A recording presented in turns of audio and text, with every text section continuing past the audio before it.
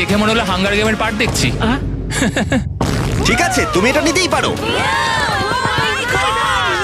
সবাইকে চিয়ার্স!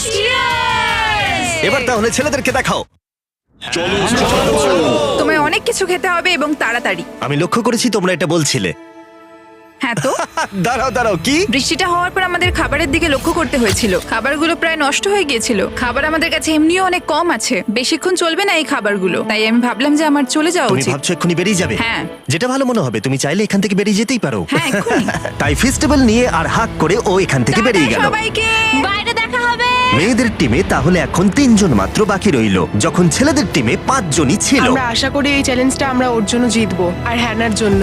অনেক খাবার থাকায় এবং একজন কমে যাওয়ায় মেয়েদের মনোবল ক্রমশই বাড়ছিল। আমার সত্যি মন মেজাজ খুব ভালোই আছে। আমরা অনেক চেষ্টাও করে যাচ্ছি, আর এই খাবারটা আমাদের অনেক দরকারও ছিল। Cheers guys!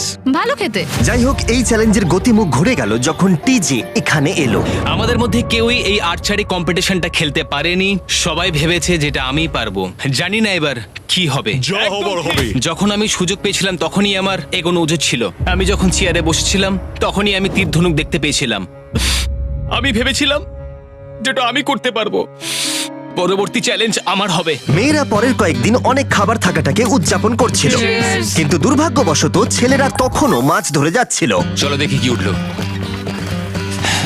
না না,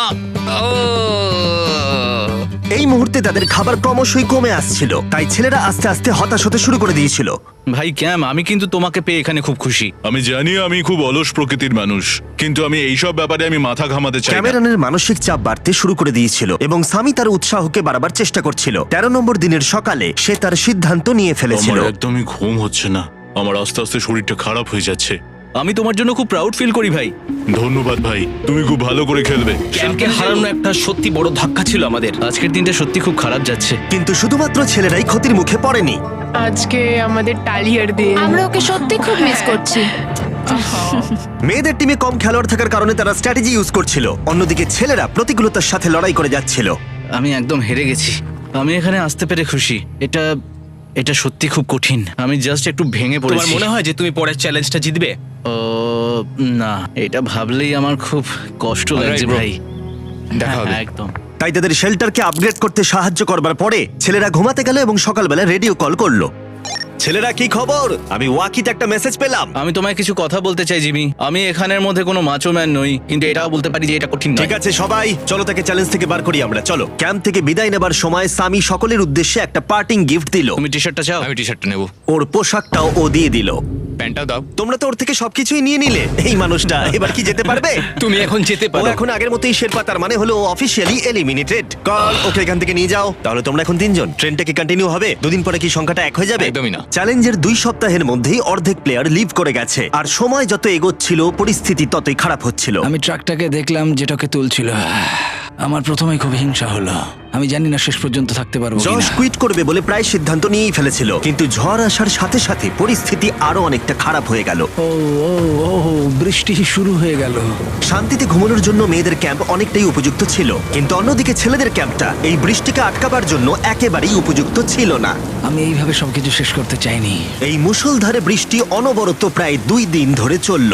আমার রেইনকোটটা পুরো ভিজে জবজব করছে, আমার পেটটা পুরো ভিজে গেছে এবং আমার প্যান্ট পুরো একেবারে ভিজে গেছে। আমার মনে হচ্ছে আমার কুইট করা দরকার। এখানে বৃষ্টি একটু আগেই থামলো, আর ফেডরা আমাদের সবার জন্য কিছু ব্রেকফাস্ট তৈরি করছে। আমি বিফ স্টু বানিয়েছি, ভালো খেতে। আমার মনে হয় ছেলেরাও খাবার এনজয় আমার করছে। মনে হয় একদম নয়। ব্যাড নিউজ, আমার হাতে আমার শত্রু কামড়েছে, পয়জন আইভি। এটা সারা শরীরে ছড়িয়ে পড়েছে এবং এটা খুবই পেইনফুল। আমার মনে হচ্ছে আমার বোধহয় এখানে সময় শেষ হয়ে এসছে। আমরা ছেলেদের থেকে অনেক ভালো স্পটে আছি, হ্যাঁ, হতে পারে। আর আমি তোমাকে বলছি যে আমরা এই খেলাটা জিতবই। এই বন্ধুরা, কথা বলতে চাই।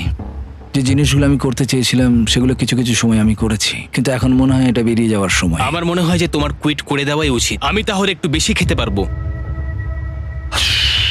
হেই, আমি যশ, আমি মেন্স ক্যাম্প থেকে বলছি। আমার মনে হয় আমার বেরিয়ে যাওয়ার সময় এসেছে। এবং সবার আশঙ্কা সত্যি করে যশ বেরিয়ে গেল। যশ তুমি ভেতরে ঢুকে চলো পড়ো কার্ল, আমাদের বেরিয়ে পড়া দরকার। আমার এটাই মনে হচ্ছে, সত্যি কথা বলতে আমার নিজেদেরকে আরো স্ট্রং মনে হচ্ছে। আমাদের কাছে টিকে থাকার মতো যথেষ্ট খাবার রয়েছে। এবার আমাদের সব চ্যালেঞ্জগুলোকে জিততে হবে। এটা একটা সাহসী কথা, তাই চলো সেটাকে পরীক্ষা করে দেখা যাক। আজকের দিনটা কি চ্যান্ডেলার? শুক্রবার। এটা ডে 20, তার মানে হলো এবার সময় সেকেন্ড চ্যালেঞ্জের। অ্যালার্ট অ্যালার্ট, ক্যাপ্টেন চুজ করো এবং তাকে ব্রিজে পাঠাও। এটা সহজ। একটু পরে দেখা হচ্ছে তাহলে। আচ্ছা ঠিক আছে। আমি ওকে দেখাতে চাই ও যাই করুক না কেন ও কখনোই জিতবে না। যেহেতু তোমরা দুজনেই গতবার আসোনি, আমি এটা পরিষ্কার করে বলে দিতে চাই যে এই মাঝখানটা পেরোবে সে এলিমিনেটেড হয়ে যাবে। তার ফলে তোমাদের টিমের $5 লাখ জেতার সুযোগ হাতছাড়া হয়ে যেতে পারে। চ্যান্ডেলার, তুমি কি মাঝখানটা মার্ক করতে পারবে? হ্যাঁ ঠিক আছে, আমি করে দিচ্ছি। হ্যাঁ, সেটাই করো। Hello, hi. দেখা করে খুব ভালো লাগলো। আমারও। আমাদের পুরো টিম তোমাদেরকে $50,000 অফার করছি যাতে তোমরা এক্ষুনি খেলাটাকে ছেড়ে দাও। ও আমার মনে হয় তুমি ভয় পেয়ে গেছো, আর তাই জন্য তুমি আমাকে এটা অফার করছো। কেউ কি টেনশন অনুভব করছো নাকি? আমরা তোমাদেরকে ডে 33-তে দেখবো যখন সব খেলা শেষ হয়ে তুমি যাবে। তোমাকে এই সময়টা দিচ্ছ বুঝি? আমি তোমাকে দিচ্ছি এই সময়টা। আচ্ছা Wow. ঠিক আছে। তোমরা দুজনে সত্যি খুব ভালো, আর দুজনে বেশ সুন্দর কূটনৈতিক আলোচনা করছো। হ্যাঁ চলো এবার শুরু করা যাক। সুতরাং যেহেতু ঝড় এই চ্যালেঞ্জে তোমাদের শেল্টারগুলোকে নষ্ট করে দিয়েছে, তাই তোমরা নিজের এই টেন্টের জন্য লড়াই করবে। এই টেন্টগুলো হলো খুব শক্ত এবং ওয়াটারপ্রুফও। বর্ষাকাল আসছে তাই এটাকে খুব শক্ত করে আটকানো হয়েছে। তুমি কি এরকমই কিছু চাইছো? হ্যাঁ মানে আমি এটা নিয়ে নেব, কারণ ছেলেরা যদি এটা পেয়ে যায় তাহলে ওরা খেলাটা ছেড়ে দেবে। হতেও তো পারে তারা থেকে যেতে পারে। হয়তো। ও এটা খুবই ভালো। এটা ডিসিশন নেবার সময়।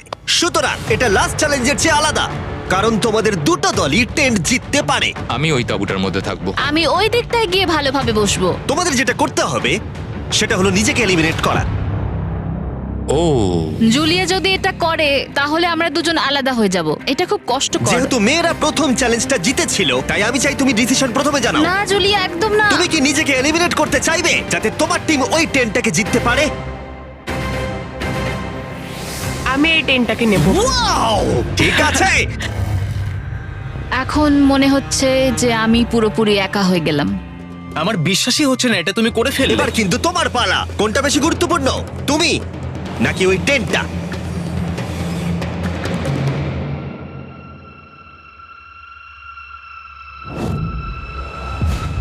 ঠিক আছে, আমার টিম। বেরিয়ে আসার জন্য ধন্যবাদ। Thank you. এটা একটা পাগলামি। দাঁড়াও দাঁড়াও দাঁড়াও, এটা আবার কি হলো? আমার একার পক্ষে জেতা মনে হয় খুব কঠিন হয়ে যাবে, খুবই কঠিন। তবে এটা ঠিক যে আমি ওর বেরিয়ে যাওয়ার আগে ওর সাথে দেখা করতে পারছি।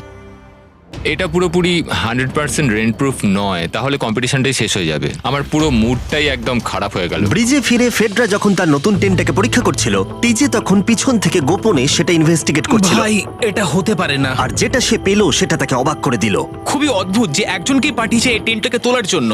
এবার আমি জানতে পারলাম যে একজন মহিলাই বাকি আছে। ও আর বেশিক্ষণ টিকতে পারবে না। আমাকে এই খবরটা প্যাট্রিককে গিয়ে দিতে হবে। প্যাট্রিক, তুমি জেগে আছো? আমি ওখান থেকে দেখে এলাম আর একজন মাত্রই বাকি আছে। সেই বাকি আছে যে তোমাকে ফার্স্ট চ্যালেঞ্জে হারিয়েছিল। আমাদের কাছে খাবার কম আছে, এবার শেল্টারটাও কম তুমি আছে। এরকম বললে আমার মনে হবে যে আমি ভুল সিদ্ধান্ত নিয়েছি। তুমি টেন্টটাকে প্রেফার করবে নাকি আমাকে? টেনটাকে। টিজের জন্য দুর্ভাগ্যের বিষয়, ব্রিজে সে যে গোপন তথ্য পেয়েছিল সেটা কেবলমাত্র ছেলেদের পরিস্থিতিকে আরো জটিল করলো। ও ড্রাই শেল্টারটাকে প্রত্যাখ্যান করেছিল। কোন ধরনের মানুষ এমন করে? নিজেই করতে পারে। ও যদি সেদিন টেন্টটা নিত তাহলে সব সমস্যার সমাধান হয়েছে। সবাই জানে আমাদের দিনের শেষে একটা শেল্টার দরকার হয়। এবং এদিকে মেয়েদের ক্যাম্পে ফেডরা প্রায় একাই টিমটাকে টানছিল। কয়েক ঘন্টার মধ্যে একটা নতুন টেন্ট সে বানিয়ে নিয়েছিল। এটা দেখো, দারুণ লাগছে দেখতে। সবাই এটা ধারণা করে নিয়েছে যে কে জিততে চলেছে। খুব সুন্দর জায়গা এটা, কোনো অসুবিধাও হচ্ছে না। আরো ঘর আছে আর আমি সেগুলোকেও ব্যবহার করব। যখন ফেডরা অনেকটা জায়গা তৈরি করেছিল, ছেলেরা তখনও প্রতিকূল পরিস্থিতির মধ্যে থাকলেও ফেডরার তখনও একজন সঙ্গীর বিশেষ প্রয়োজন ছিল। তোমার কাছে ওই টেন্টটা থাকতেই পারে, তাও তুমি একা। এই ছেলেদের ক্যাম্পে আমরা যেহেতু দুজন বাকি আছি, তাই আমাদের পাওয়ারটা বেশি। আর চ্যালেঞ্জ 3-তে ওই মেয়েটাকে চলে যেতে হবে। ঠিক বলেছো ভাই। জুলিয়ার কাছে থাকাটা আমার কাছে খুব আনন্দের বিষয়। এমন একজন মানুষের সাথে আলাপ হয়ে আমার খুব ভালো লাগছে, সত্যি। ছেলেদের কাছে একতা তখন তাদের শক্তি ছিল। আমরা এখন শিকার করতে যাচ্ছি। আমার পাশে একজন শিকারী দাঁড়িয়ে আছে, কারণ খাবারের প্রয়োজন। এখান থেকে দূরে যাওয়াটা তাদের আশার থেকেও বেশি কাজ দিল। এটা ধরে নিয়েছি। কচ্ছপটা বেশ বড়। ছেলেরা যখন ধীরে ধীরে উন্নতি করছিল, ফেডরাকে তখন একাকিত্ব ঘিরে ধরছিল। আমি এখানে একা থেকে অনেক কিছুই অনুভব করতে পেরেছি। আমি মানুষজনদের সাথে কথা বলা, তাদের সঙ্গে হাসি ঠাট্টা করা খুব মিস করি। মানে কাউকে জড়িয়ে ধরা, সবার সঙ্গে হেসে খেলে থাকা। হাই ফাইভ করলে কেমন হয়? এই সময় ফেডরা এতটাই একা হয়ে পড়েছিল যে ও নিজের সাথেই কথা বলছিল। যখন ছেলেদের বন্ধুত্ব ক্রমেই বেড়েই চলেছিল, দেখো এটা তোমার মতোই লম্বা। ভাই এর সাইজটা দেখো শুধু। আমার মনে হয় এটা 5 ফুট 6 ইঞ্চি লম্বা। সরি 6 ফুট 5 ইঞ্চি।